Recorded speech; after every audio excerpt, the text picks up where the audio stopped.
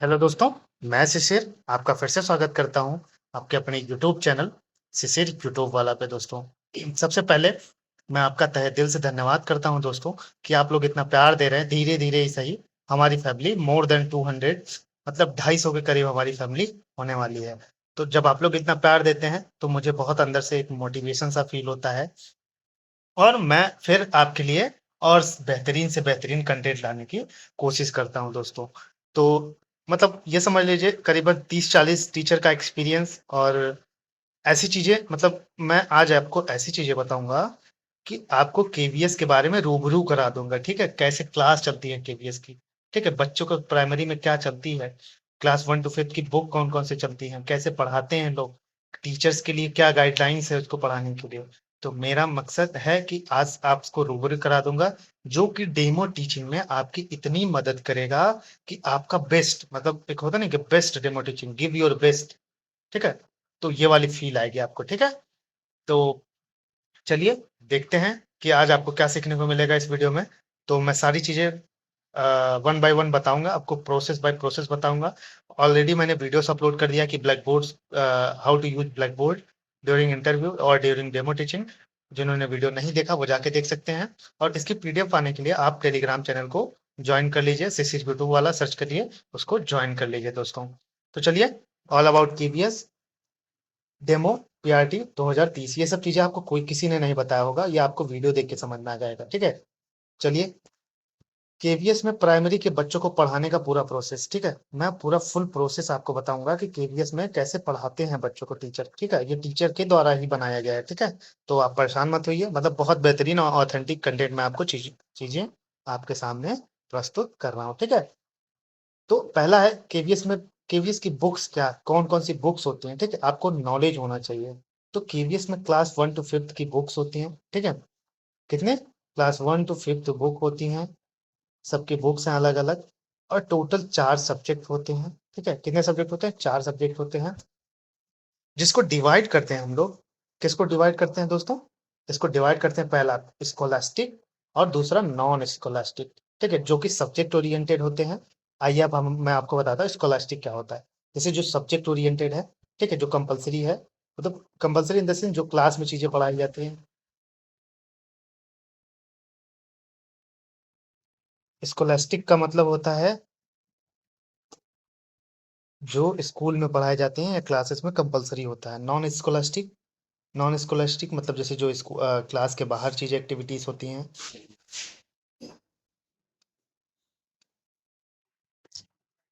तो स्कोलास्टिक में आपको समझ में आ गया होगा कि जो स्कूल से या जो क्लास से रिलेटेड चीजें होती हैं, जो क्लास में स्पेशली इन क्लास, ठीक है, जो अभी हमारे सब्जेक्ट पढ़ाए जाते हैं वो सब किस में आ जाते हैं, स्कोलास्टिक में। ठीक है, नॉन स्कोलास्टिक जो इस क्लास के बाहर चीज एक्टिविटी अदर सब्जेक्ट से अदर। ठीक है, जैसे म्यूजिक हो गया, ठीक है, स्पोर्ट्स हो गया, योगा हो गया, ड्राइविंग हो गया। ठीक है, ये सब चलती हैं इसमें।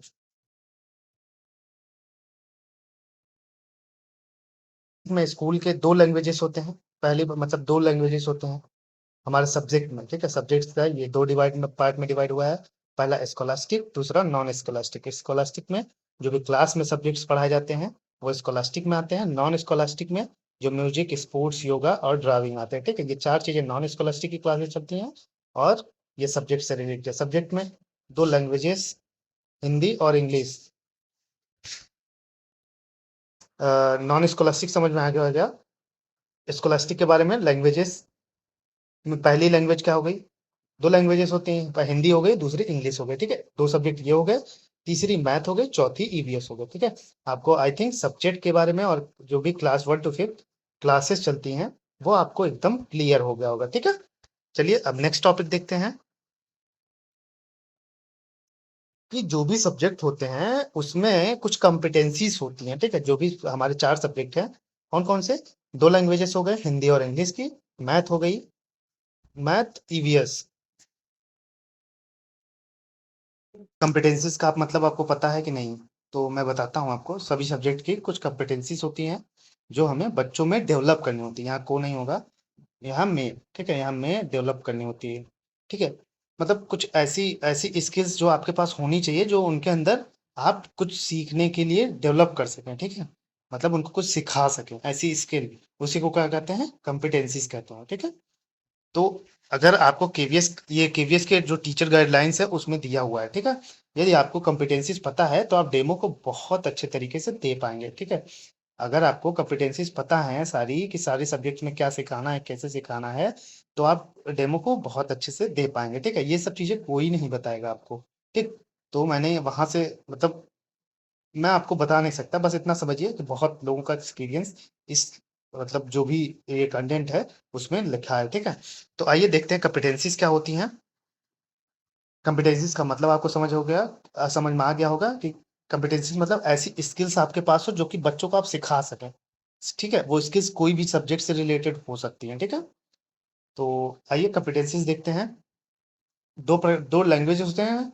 ठीक है, हिंदी और इंग्लिश। पहले पहला सब्जेक्ट। ठीक है, जैसा कि मैंने ऑलरेडी बता दिया, 4 बुक्स स्कॉलस्टिक के चलते हैं और 4 नॉन स्कॉलस्टिक के। ठीक है, तो जो लैंग्वेज की बुक है, लैंग्वेज में 2 आती है, हिंदी और इंग्लिश आती है। ठीक है, हिंदी और इंग्लिश आती है, तो इसमें 4 कॉम्पिटेंसीज होती हैं। ठीक है, हिंदी और जो लैंग्वेज हैं इसमें 4 कॉम्पिटेंसीज होती हैं। ठीक, इसमें बच्चों को क्या क्या सिखाना होता है, कॉम्पिटेंसीज। लिसनिंग, मतलब पहले बच्चा सुने, स्पीकिंग बोल पाए, उसके बाद फिर पढ़ पाए और चीज़ों को लिख पाए। ठीक है, यही कॉम्पिटेंसीज होती है भाई। बच्चों को मतलब हम यही सिखाएंगे ना कि बच्चा अच्छे से सुन पाए, बच्चा अच्छे से बोल पाए किसी चीज़ को, बच्चा अच्छे से पढ़ पाए किसी चीज़ को, और किसी चीज़ को अच्छे से लिख पाए। ठीक है, यही सेम चीज़ इंग्लिश में भी होती है। मैंने हिंदी में यहाँ हिंदी वाले में इंग्लिश लिख दिया और इंग्लिश वाले में हिंदी को लिख दिया। ठीक है, तो सुनना, इंग्लिश में सुनना, बोलना, पढ़ना, लिखना। ठीक है, यही सेम चारों कॉम्पिटेंसीज दोनों सब्जेक्ट में होती हैं, जो भी लैंग्वेजेस होते हैं हिंदी और इंग्लिश में। ठीक है, अब आइए देखते हैं थर्ड सब्जेक्ट की, मतलब सेकंड सब्जेक्ट की। ये थर्ड ही होगा क्योंकि इंग्लिश में 2 लैंग्वेजेस में 2 आ जाते हैं। ठीक है, हिंदी और इंग्लिश।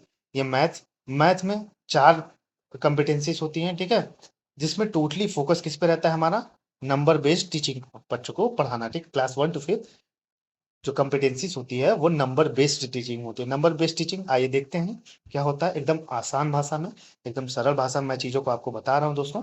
पहली, फॉर्मिंग नंबर्स, बच्चों को नंबर्स कैसे फॉर्म बनते हैं, कैसे होते हैं, कैसे जुड़ते हैं, कैसे घटते हैं। ठीक है, बच्चों को ये सिखाना है कि नंबर्स क्या होते हैं। ये क्या होगा, फॉर्मिंग नंबर्स हो गया। हमारा पहला कॉम्पिटेंसी यही होता है। दूसरा, understanding basic concept, basic concept सिखाना है बच्चों को। ठीक है, क्लास 1 to 5 हमें उनके बेसिक को मजबूत करना है। ठीक है, ना कि हमको उनको हायर लेवल की स्टडीज को बनाता है बताना है। ये यही सब चीजें हैं, आपको डेमो में मदद करेंगे। ठीक है, कभी कभी क्या होता है कि आपको जैसे डिवीजन डेमो टीचिंग में डिवीजन बोला गया कि आप डिवीजन पार्ट को पढ़ाइए, आप लगे से कक्षा 7 का डिवीजन पढ़ाने के लिए। ठीक है, यही सब चीजें हैं आपकी मदद करेंगी। ठीक है, बेसिक फॉर्मिंग नंबर्स, नंबर्स के जरिए, बेसिक कॉन्सेप्ट्स के जरिए, एबिलिटी टू कंप्यूट, बच्चा 1 into 2 मल्टीप्लाई कर पाए, 2 into 2 4 मल्टीप्लाई कर पाए, ये एबिलिटी डेवलप करिए। ठीक है, यही सब कॉम्पिटेंसीज होती हैं। और चौथा क्या है, पीएसए। पीएसए मतलब प्रॉब्लम सॉल्विंग एबिलिटी, बच्चा मतलब कोई छोटी छोटी समस्याएं हैं उसको सॉल्व कर सके। ठीक है, वो सब्जेक्ट से रिलेटेड है। तो ये 4 कॉम्पिटेंसीज होती है मैथ की। आइए ईवीएस, जो कि हमारा चौथा सब्जेक्ट है स्कॉलस्टिक का, उसको देखते हैं। इसमें 3 कॉम्पिटेंसीज होती हैं। इसमें कितनी कॉम्पिटेंसीज होती हैं, 3 कॉम्पिटेंसीज होती हैं। पहला, ऑब्जर्वेशन, बच्चा ऑब्जर्व कर सके। ठीक है, चीजों को ऑब्जर्व कर सके कि हाँ ऐसी हमारी चीजें आसपास होती हैं। जैसे पेड़ का नाम ले रहे हैं तो बच्चों का ऑब्जर्व होना चाहिए कि हाँ पेड़ हमारे आसपास है। ठीक है, माँ, परिवार वाला चैप्टर है, अगर परिवार के बारे में बता रहे हैं तो उन बच्चों को ऑब्जर्व करना चाहिए कि हाँ हमारे घर में भी मम्मी पापा होते हैं ऐसे। ठीक है, दूसरा क्या है, आइडेंटिफिकेशन, बच्चा अगर आप पेड़ का नाम ले रहे हैं तो बच्चा पेड़ को पहचानता हो। अगर माँ बोल रहे हैं, माँ बाप के फैमिली के बारे में पढ़ा रहे हैं तो बच्चा फैमिली के बारे में जानना चाहिए कि फैमिली में कौन कौन आता है। माँ आती हैं, इनको पापा कहते हैं, ये इनको भाई कहते हैं, इनको बहन कहते हैं। तो ये क्या हो गया, आइडेंटिफिकेशन हो गया। ठीक है, तीसरा क्या होगा, डिस्कवरिंग फैक्ट्स, मतलब बच्चों फैक्ट खोजने में, मतलब जो भी चीजें फैक्ट हो गई, पेड़ से रिलेटेड क्या फैक्ट्स हैं, मतलब परिवार से रिलेटेड क्या फैक्ट्स हैं, उन सब चीजों को डिस्कवर करता है। ठीक है, तो ये हमारी ईवीएस की कॉम्पिटेंसीज होगी। जब भी कोई भी सब्जेक्ट का आपको डेमो मिलेगा, अगर आपने दिमाग में ये सब कॉम्पिटेंसीज रख के डेमो दिया, तो केवीएस का जो इंटरव्यूअर होगा वो समझ जाएगा कि हाँ ये बच्चा केवीएस के जो जैसे क्लासेस चलती हैं, केवीएस की चीजों को जानता है, केवीएस में के थीम को जानता है, केवीएस के क्लासेस को कैसे रन करते हैं, उनकी कॉम्पिटेंसीज क्या होती है, एक टीचर की एबिलिटी क्या होती है कि कैसे पढ़ाना है बच्चों को, ये सब चीजें उनको पता चल जाएगी और आपके आपको बहुत अच्छे नंबर मिलने के चांस बढ़ जाएंगे। ठीक है, यही मकसद है हमारा, आपको छोटी छोटी चीजों को बताना। ठीक, अब आइए बुक्स के नाम बताते हैं आपको। मैंने बुक्स बता दिया, स्कॉलस्टिक, नॉन स्कॉलस्टिक, कौन सी क्लासेस चलती हैं, कब चलती हैं, और उनकी कॉम्पिटेंसीज क्या है, आपको सब्जेक्ट से रिलेटेड चीज़ों को कैसे सिखाना है स्टेप बाय स्टेप। ठीक है, ये सब चीज़ें मैंने आपको ऑलरेडी बता दी। अब आइए बुक्स इन केवीएस प्राइमरी के में कौन कौन सी बुक्स होती है। ठीक है, एटलीस्ट आपको इन सब चीज़ों का नॉलेज होना चाहिए दोस्तों। ठीक है, पहली बात तो आप ये नॉलेज दिमाग में रखिएगा कि ये कोई और एक्टिविटी, कोई और पब्लिशर्स की बुक नहीं चलाते हैं, टोटली एनसीईआरटी बेस्ड बुक्स चलाते हैं, जो कि टोटल 4 किताबें होती हैं। ठीक है, पहला रिमझिम, जिसका नाम है हिंदी हिंदी, जैसे हिंदी क्लास 1 में देखिए नाम सेम है, चारों कक्षा 5 तक किताबों का नाम सेम है। ठीक है, कक्षा 1 की अगर हिंदी हो गई तो उसको कक्षा 1 की रिमझिम 1 कहेंगे। अगर रिमझिम 2 किसको कहेंगे, कक्षा 2 की रिमझिम को कक्षा रिमझिम 2 कहेंगे। रिमझिम 3 किसको कहेंगे, कक्षा 3 की किताब को रिमझिम 3 कहेंगे। कक्षा 4 की रिमझिम 4। ठीक है, कक्षा 5 की रिमझिम 5। ठीक है, ऐसे ही मैरीगोल्ड हो गया, जैसे कक्षा 1 की मैरीगोल्ड रिमझिम मैरीगोल्ड 1, कक्षा 2 की मैरीगोल्ड 2, कक्षा 3 की मैरीगोल्ड 3, कक्षा 4 की मैरीगोल्ड 4, कक्षा 5 की मैरीगोल्ड 5। ठीक है, ऐसे ऑल अराउंडर्स, मतलब इसको हिंदी में इसको कहेंगे आसपास। ठीक है, पर्यावरण आसपास, उसका हिंदी नाम आसपास है। ठीक है, आसपास।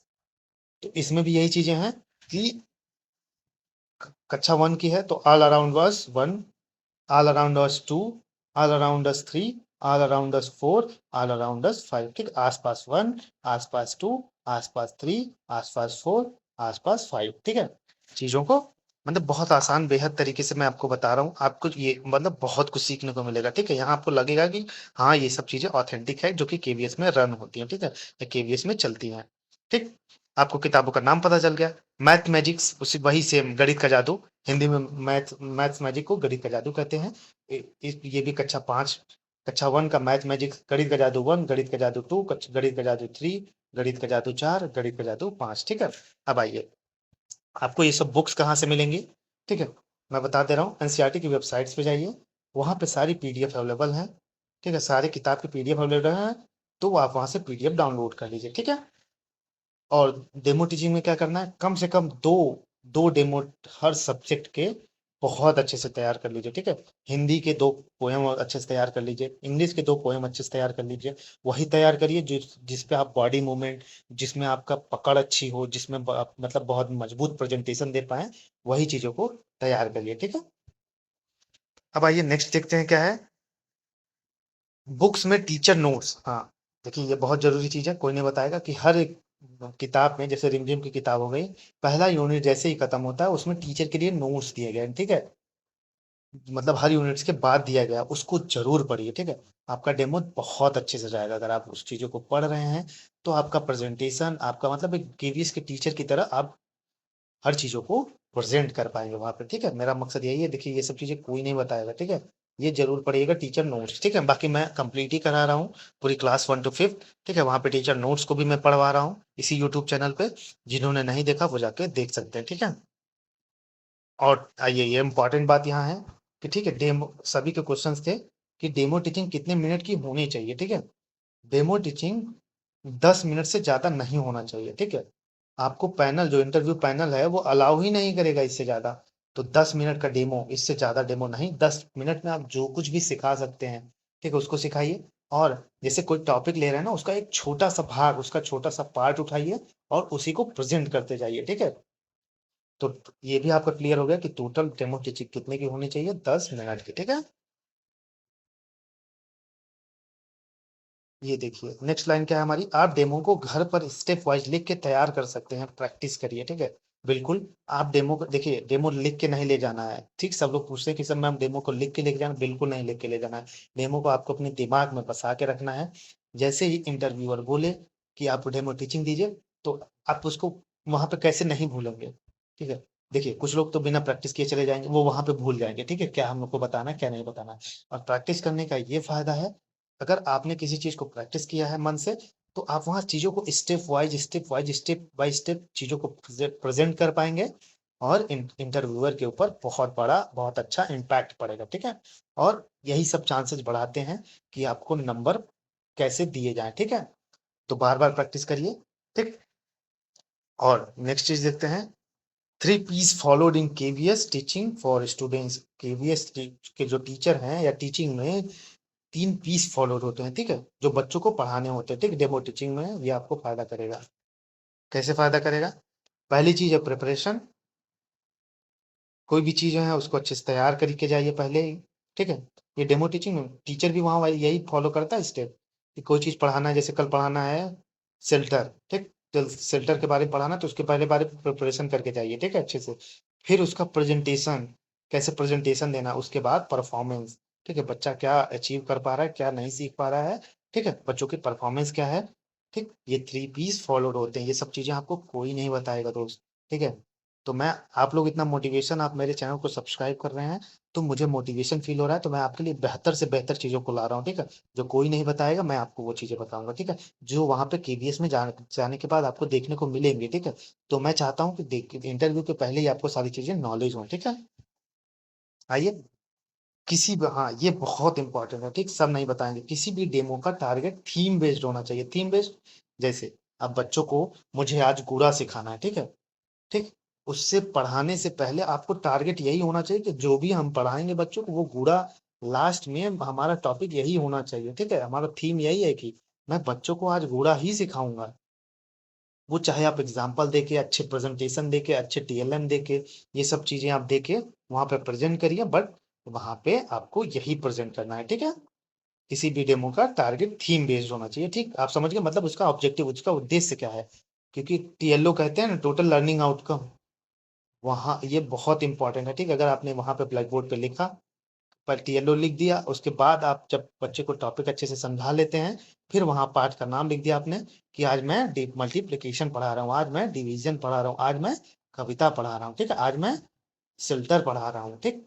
तो ये सब चीजें बहुत जरूरी है, ठीक है, आपको वहाँ टीचर यही सब समझेगा कि हाँ, ये केवीएस के कल्चर से बहुत रूबरू है, ठीक है। जैसे आइए एग्जांपल बताते हैं, डेमो का टारगेट थीम बेस्ड कैसे होना चाहिए आपको। मैं सारी चीजें बहुत आसान भाषा में आपके लिए लेके आया हूँ। जैसे ईवीएस का कोई टॉपिक लिया, जैसे शेल्टर हो गया, फूड हो गया, प्लांट हो गया, ठीक है, इसमें से कोई भी टॉपिक आपने लिया, तो मेन थीम या टारगेट क्या है जो आप बच्चों को इस क्लास में सिखाएंगे, ठीक है।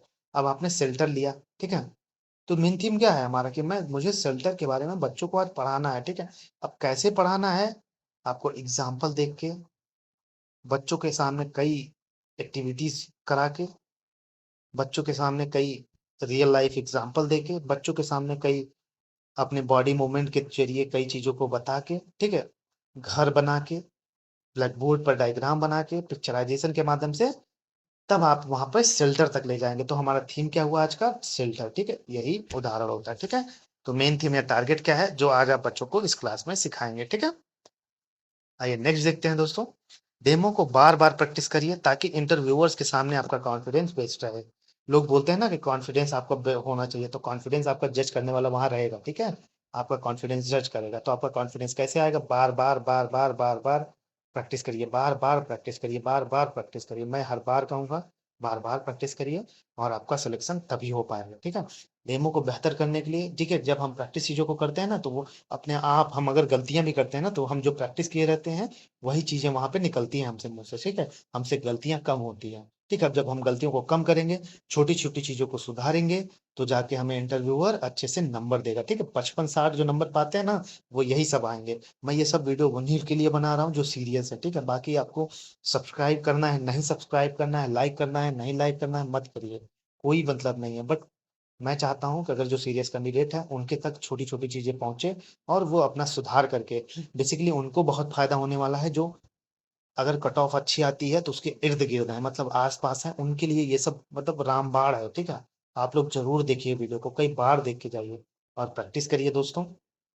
मैं हर वीडियो में एडवाइस देता हूँ, इसमें भी एडवाइस दे रहा हूँ कि अपने आस पड़ोस के 4-5 बच्चों को कलेक्ट कर लीजिए, ठीक, उनके सामने डेमो दीजिए, प्रॉपर फॉर्मल ड्रेसअप हो जाइए, और वीडियो को रिकॉर्ड करिए, ठीक है। सभी बच्चे हमारे टेलीग्राम चैनल यूट्यूब वाला, शिशिर यूट्यूब वाला सर्च करेंगे तो वहाँ पे मिल जाएगा। वहाँ पे बच्चे अपने वीडियो को भेज रहे हैं, मतलब उनको अच्छा इंप्रूवमेंट देखने को मिल रहा है, ठीक है। ऐसे ही आप भी कर सकते हैं। टेलीग्राम चैनल पे हर टॉपिक का 2-2 डेमो का वीडियो बनाइए, आप लोग उस टेलीग्राम चैनल पे भेजिए। आपकी गलतियां क्या है, मैं एक एक से एक एक्सपीरियंस टीचर के सामने चीजों को प्रस्तुत करके आपकी गलतियों को सुधारने की कोशिश करूंगा दोस्तों। तो चलिए ऐसे ही आप लोग अपना प्यार बनाए रखिए दोस्तों। एक अंदर से मोटिवेशन सा फ़ील होता है और मैं आपके लिए ऐसे ही बेहतर से बेहतर और आपको एकदम डेमो का मास्टर बना दूँगा डेमोटेशन का, ऐसे-ऐसे वीडियोज़ लाके, ठीक है?